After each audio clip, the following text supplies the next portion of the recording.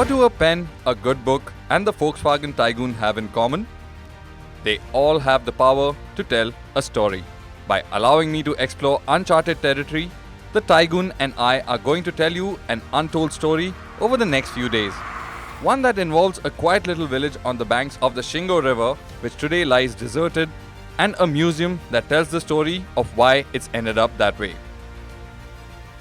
Hello and welcome from a cold, crisp and beautiful Ladakh. This time, I'm here to be a part of Volkswagen experiences. I'll be setting off from Leh to explore some of the better known parts of Ladakh and taking in sights, smells and sounds of this wonderful region. Wide open roads, clear blue skies and the precision of German engineering at your beck and call. That's what binds VW's community of owners and enthusiasts. It's this love for the drive and the sheer pursuit of new horizons that Volkswagen Experiences exists for. Let's hear what a few of them have to say. I'm sure it's guaranteed to be the best trip of my life. My most awaited trip to Ladakh in my favorite car. We own 4 VWs and I'm sure we're going to love them for our lives. I've been owning a Volkswagen for the last 12 years. The thing that appeals me the most is the dynamic steering that they have, the kind of braking that the car offers, along with the safety features that the car has, and the best part is the build quality of the car. As long as you're in a Volkswagen, you feel very safe. First destination, the incredibly scenic Nubra Valley. Time to hit the road.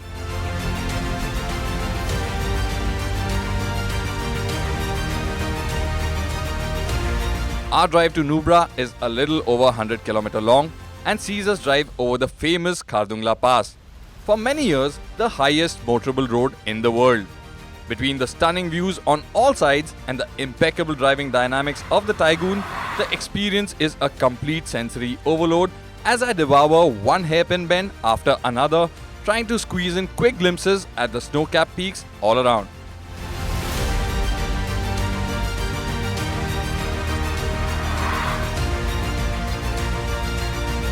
Isn't this a surreal setting? We're here in Nubra Valley, already 10,000 feet above sea level, and we still have mountains towering above us in all the directions. Today, I have the entire day to take in this beauty of the mountains and the mesmerizing sand dunes. But tomorrow, we set off for new horizons, and it's a rather special destination.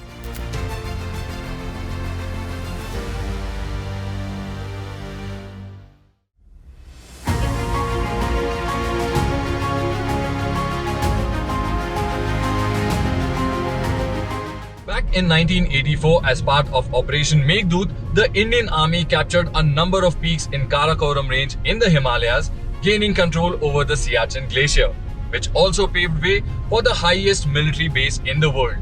And this fine morning, the Siachen base camp is exactly where the nose of the Taigun is pointed towards.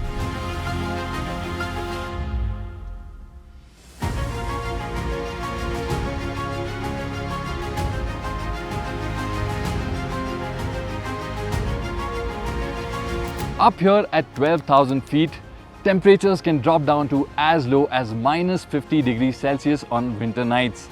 So, the battle isn't just against the adversary across the border, but also the glacier and other elements of nature. It's hard not to be moved when you come up here.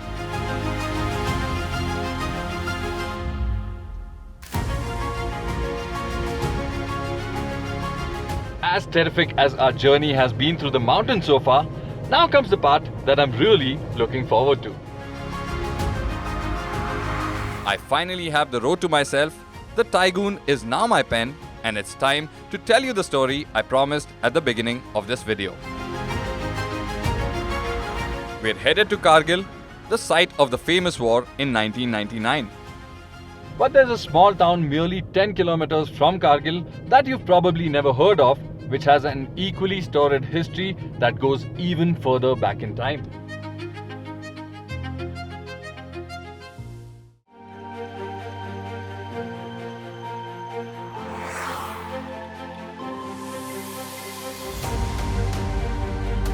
Driving up, I can't help but think that this town used to belong to our neighbors until the 1960s, before falling into no man's land after the India-Pakistan War of 1965.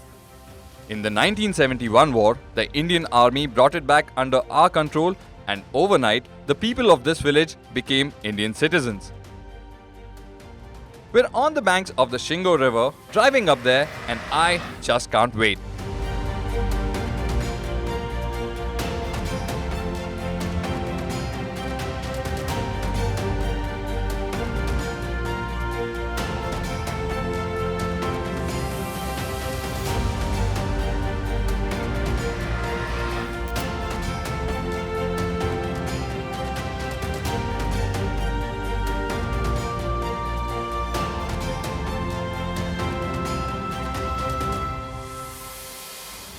We're finally here at the town in question, Hunderman.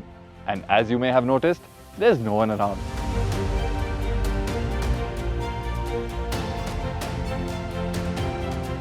Well, with all the turmoil that comes from being so close to the LOC, it's no wonder that the settlers of the Hunderman decided they wanted to be somewhere more secure. So the entire village has been shifted to a different location higher up the valley, further away from the LOC, essentially leaving this a ghost town. Except for one little establishment. At Unlock Hunderman, the Museum of Memories, you'll find artifacts that tell the tale of this troubled village through the years. Whether it's the artillery and shrapnel from the war, the old currency of East Pakistan, or letters exchanged across the border. Every item here sheds light on the challenging lives that the people of Hunderman have had to lead. Ilyas Ansari, caretaker and museum owner, very graciously took us back in time to unlock Hunderman's past.